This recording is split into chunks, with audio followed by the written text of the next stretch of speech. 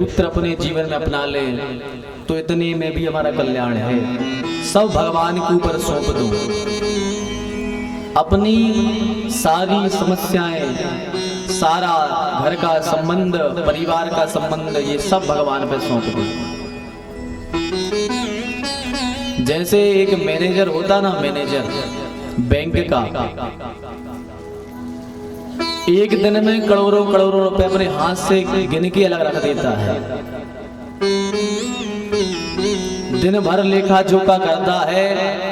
कोई बैंक में जमा करने आया, कोई निकालने आया, लाखों रुपए का, करोड़ों रुपए का रोज लेन देन करता है। लेकिन कब तक? बोले 11 बजे से लेके शाम के 5 साढ़े 5 बजे तक शाम तक लेन देन किया और जितना जो आया सब रजिस्टर में नोट किया, रजिस्टर बैंक में रखा और अपना घर आ गया। अब जो उसका मालिक है बैंक का, जो धन लेता है देता है, और ये तो मैनेजर है, इसे कोई चिंता नहीं, इसने तो अपना दिन का जो काम था वो किया और जमा करके आ गया। अब ये घर आया, बढ़िया चैन से सो रहा है, कोई चिंता नहीं है। क्यों? क्योंकि वो धन अपना था ही नहीं। जो धन दिन भर गिना है वो अपना था ही नहीं। वो तो बैंक वाले जाने, सेठ जी जाने जिसका बैंक है। हमारा पास तो अकेले काम के लिए आया, हमने गिना, लिया और दिया। अब चिंता करे तो कौन करे? बैंक का मालिक करे। वही चिंता करे कि हम ये पैसा कैसे संभालें, कैसे चोरों से सुरक्षा करें। ये गारंटी किसकी है? ये मालिक की है, मैनेजर की नहीं है। मैनेजर तो बड़ा निश्चिंत होकर के घर पर आकर के सोता है। तो ऐसे ही हम क्या करते हैं? गलती कर लेते हैं अपने जीवन में, एक भूल कर लेते हैं। कौन सी? अपने आप को मालिक मान बैठते हैं। हम अपने आप को मालिक मान लेते हैं कि हम घर बार चला रहे हैं, हमारे घर में जो हो रहा है वो हम कर रहे हैं, रिश्ते हम चला रहे हैं, संसार का काम हम देख रहे हैं। और जब हम अपने आप को मालिक मान बैठते हैं तो हम संसार में आकर फेल हो जाते हैं। क्योंकि हम पूर्ण नहीं हैं, हम सब काम नहीं कर सकते। सब काम करना तो ठीक है, लोग अपने घर परिवार में भी सबसे बनाकर नहीं रख पाते। एक को मनाते हैं, एक रूठ जाता है, एक को मनाते हैं, एक रूठ जाता है। क्यों? क्योंकि हम अपने आप को मालिक मान बैठते हैं। इसी गलती में हम चूक कर जाते हैं। तो हमें करना क्या है? हमें अपने आप को मालिक नहीं मानना, हमें तो उस मैनेजर की तरह अपनी ड्यूटी करनी है कि भगवान ने हमें यहाँ ड्यूटी करने भेजा है। हमें भगवान ने यहाँ किस लिए भेजा? ड्यूटी करने। सुबह से लेके शाम तक काम करो, लेकिन शाम को सब भगवान के चरणों में सौंप दो कि भगवान आप जानो, अब सौंप दिया इस जीवन का सौभार तुम्हारे हाथों में है, जीत तुम्हारे हाथों में है, हार तुम्हारे हाथों में। भगवान दिन भर इतना काम किया, अब जो फायदा हो सो आपका और जो नुकसान हो सो आपका। हमारा कुछ नहीं है, सब आपका है। और जब व्यक्ति यह समझ लेता है, अपने बच्चों को जब भगवान की देन समझ लेता है कि ये भगवान ने हमें कर्तव्य दिया है, बच्चों का पालन करना, पत्नी की देखरेख करना, ये भगवान का कर्तव्य है, तो हम यह भगवान का कर्तव्य समझ करके यह बच्चों का पालन करना, ये हमारे नहीं है, ये भगवान के हैं। जब लोग इस प्रकार से संसार के सब काम भगवान पर छोड़ देते हैं तो वे भक्त निश्चिंत होकर के बढ़िया चैन से जीते हैं और भगवान का भजन करते हुए अंत में ठाकुर जी के धाम चले जाते हैं। तो हमें यही करना है कि सब कुछ भगवान के ऊपर छोड़ देना है। जो होगा सब ठाकुर जी जाने, अच्छा होगा वो जाने और बुरा होगा वो जाने। हमारा नाम होगा तो उनका नाम होगा, यदि हम बदनाम होंगे तो बदनाम हम नहीं, ठाकुर जी होंगे, उनका नाम खराब होगा। यह भावना हमें अपने जीवन में बनानी है। भगवान ने रुक्मणी मैया के साथ में विवाह किया। रुक्मणी मैया के साथ में विवाह करने के बाद में इनके यहाँ एक संतान का प्राकट्य हुआ है। कामास्तु वासुदेवांशो दत्ता प्राग रुद्रमन्युना। प्रद्युम्न नाम के बालक का प्राकट्य हुआ, जन्म हुआ भगवान के यहाँ रुक्मणी मैया। लेकिन हुआ क्या कि जैसे ही बालक का जन्म हुआ और एक राक्षस सम्रासुर नाम का राक्षस आया, प्रद्युम्न को ले जाकर के उसने समुद्र में फेंक दिया।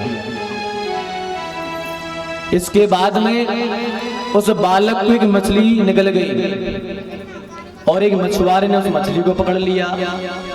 जब इतनी बड़ी विशाल मछली को पकड़ा तो मछुआरे ने सोचा यह तो राजा को उपहार में देनी चाहिए, तो उस मछली को ले जा करके सम्रासुर के यहाँ दे दिया। बोले महाराज ये लो, आपके लिए हम उपहार लाए हैं। सम्रासुर ने कहा इसे भोजनालय में दे आओ। भोजनालय में जैसे ही वह मछली पहुंची, जैसे ही भोजन बनाने वाले ने उस मछली को बीच में से काटा तो बीच में क्या देखा कि छोटा सा बालक अंदर मछली के अंदर रखा हुआ है। उस बालक को उसने निकाला। वहीं पर एक राजा की दासी रहती थी। ये दासी कोई और नहीं, यह कामदेव की पत्नी माता रति है। कामदेव की पत्नी है माता रति। ये रति ही सेविका बन करके सम्रासुर के यहाँ सेवा करने लगी थी। क्यों? क्योंकि एक दिन इनको पता था कि प्रद्युम्न यानी कि जो पति है कामदेव वही प्रद्युम्न के रूप में प्रकट हो गए और सम्रासुर के यहाँ आएंगे। तो माता रति ने उस बालक को ले लिया, लालन पालन करती हैं। जब बालक बड़ा हो गया उससे बता दिया कि ये तुम्हारा शत्रु है, तुम्हारे पिता तो द्वारिकाधीश हैं, तुम तो भगवान के पुत्र हो। तो प्रद्युम्न ने हुंकार लगा दी, सम्रासुर के साथ में युद्ध हुआ और सम्रासुर का अंत करके माता रति को लेकर के प्रद्युम्न जो है द्वारका लौट आए और द्वारका में आकर के रुक्मिणी मैया के साथ में अब बड़े आनंद के साथ में रहते हैं। बोलिए द्वारिकाधीश की। इस प्रकार से भगवान का जीवन यापन होता है। परीक्षित कहते हैं महाराज हमने सुना है भगवान की और अनेकानेक विवाह हुए हैं, कृपया करके उन विवाह के बारे में बताइए कितने विवाह हुए हैं। तो सुखदेव जी कहते हैं राजा परीक्षित भगवान के 16,108 विवाह हुए हैं। परीक्षित ने कहा महाराज भगवान की ऐसी क्या मजबूरी थी कि भगवान को इतने विवाह करने पड़े? क्या काम था इतना कि इतने विवाह कर लिए भगवान ने? कोई शौक से विवाह किए?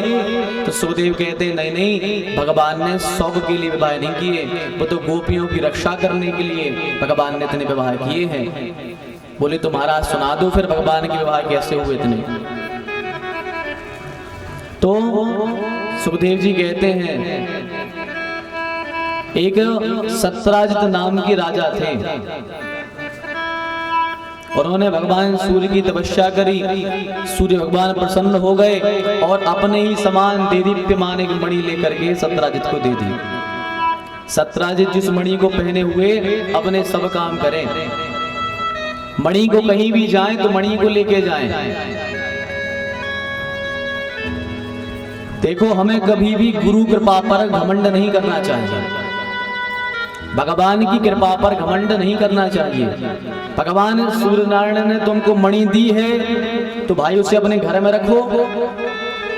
बताते क्या हो कि देखो हमें सूर्य ने मणि दी है, सब में बताते फिर रहे। एक दिन द्वारिकाधीश के पास पहुंचे, देखो हमारे पास मणि है, 8 बार सोना देती है दिन भर में।